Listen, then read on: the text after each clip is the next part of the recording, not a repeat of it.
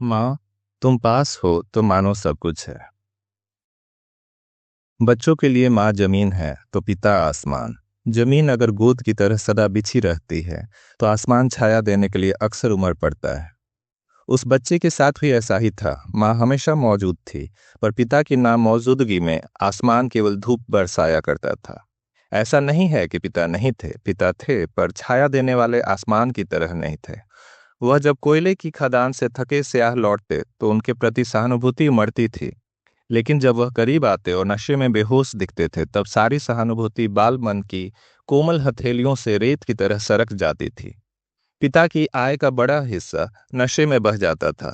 नशे के चंगुल से बचकर जो चंद पाउंड माँ की हथेली तक पहुंचते थे, उनसे ब्रेड बटर का खर्च चलना भी मुश्किल था। पिता को अक्षर ज्ञान नहीं था, पर माँ कभी शिक्षिका रही थी। माताओं के साथ अक्सर ऐसा होता है। परिवार की जिम्मेदारियां इतनी ज्यादा हो जाती हैं कि बाहर नौकरी में गैर जिम्मेदार कहलाने का खतरा बढ़ जाता है। माँ ने शिक्षिका की नौकरी छोड़ छोटे मोटे रोजगार से घर चलाना शुरू किया। पिता क्या सोचते हैं यह बच्चे को कभी पता ही नहीं चला। केवल माँ की पीड़ा देखते सुनते बचपन बीत गया। बाकी भाई बहन भी थे, पर यह बच्चा माँ से कुछ ज्यादा जुड़ा था। अक्सर कमजोरी और बीमारियों से घिरा रहता था, लेकिन उसकी हमेशा कोशिश रहती थी कि वह हर मुसीबत में माँ की ताकत बन जाए। माँ को राहत देने के लिए ही उसने खराब स्वास्थ्य के बावजूद खूब मेहनत से पढ़ाई की और छात्रवृत्ति पाई। माँ को राहत देने के लिए वह एक फैक्ट्री में क्लर्क बन गया, पर निमोनिया ने जब सेहत पर हमला बोला तब नौकरी छूट गई। माँ की तकलीफों ने ही उसके मन को लगातार तरल बनाए रखा, और वह तरलता ही लेखनी के रूप में यदा कदा बहने लगी। अपने कमजोर शरीर के साथ उसने अभी लिखना शुरू ही किया था कि माँ को कैंसर जैसा असाध्य रोग हो गया। माँ पर मानो पीड़ा का पहाड़ टूट पड़ा, पर माँ यह गौर से देखती थी कि बेटा क्या लिख रहा है, कैसा लिख रहा है। एक दिन वह बेटे का लिखा हुआ देखते पढ़ते संसार से विदा हो गई।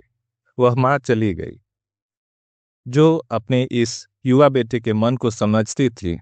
कमजोरी की वजह से सब उस बेटे का मजाक उड़ाते थे, पर माँ हमेशा अपने इस दुख से डूबते बेटे के लिए नाव और पतवार बन जाती थी। ऐसी सशक्त माँ चली गई। अब मैं कैसे करूंगा, इस विचार ने उस बेटे को चारों ओर से घेर लिया। माँ ने जीवन में कोई सुख पूरा न देखा था। हाँ, माँ को यह उम्मीद बंध गई थी कि उनका बेटा एक अच्छा लेखक बनेगा, परिवार के लिए कुछ नाम और दाम कमाएगा, जिससे घर के हालात सुधर जाएंगे। बेटे के पहले उपन्यास की पांडुलिपि थामे वह संसार से चली गई थी। उन्हें पांडुलिपि पर बेटे का नाम कितना भव्य नजर आ रहा था। D H Lawrence. एक मजबूत माँ की ऐसी विदाई ने कमजोर बेटे को जीने का मकसद दे दिया। उसने तय कर लिया कि वह लेखक के रूप में जीवन बिताएगा। शायद माँ भी यही चाहती थी कि बेटा लेखक बने। डीएच लॉरेंस ने शिक्षक बनने की भी कोशिश की थी, पर फिर निमोनिया ने हमला बोल दिया था। नौकरी छूट गई थी, पर लेखनी लगातार चल रही थी। माँ के जाने के बाद लगातार 3 साल तक एक एक कर आई बेहतरीन रचनाओं ने पूरे साहित्य जगत को संपन्न बनाया। माँ 1910 में गई। 1911 में द वाइट पीकॉक प्रकाशित हुआ। उसके अगले साल द ट्रेसपास, और उसके अगले साल सन्स एंड फ्लावर्स उपन्यास आया। डीएच लॉरेंस की तमाम रचनाओं में माँ की जमीन साफ नजर आती है। सन्स एंड लवर्स को बहुत हद तक माँ के परिवेश से ही प्रभावित हैं।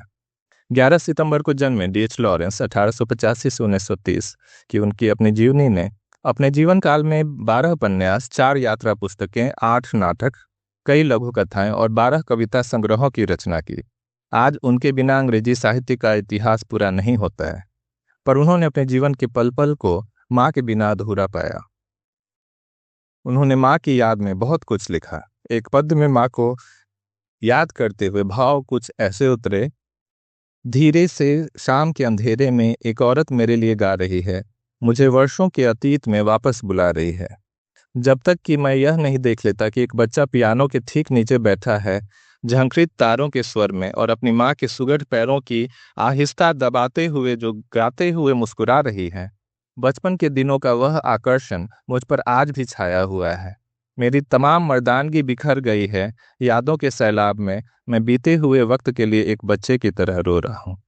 यह प्रस्तुति ज्ञानेश उपाध्याय की है, डीएच लॉरेंस के ऊपर।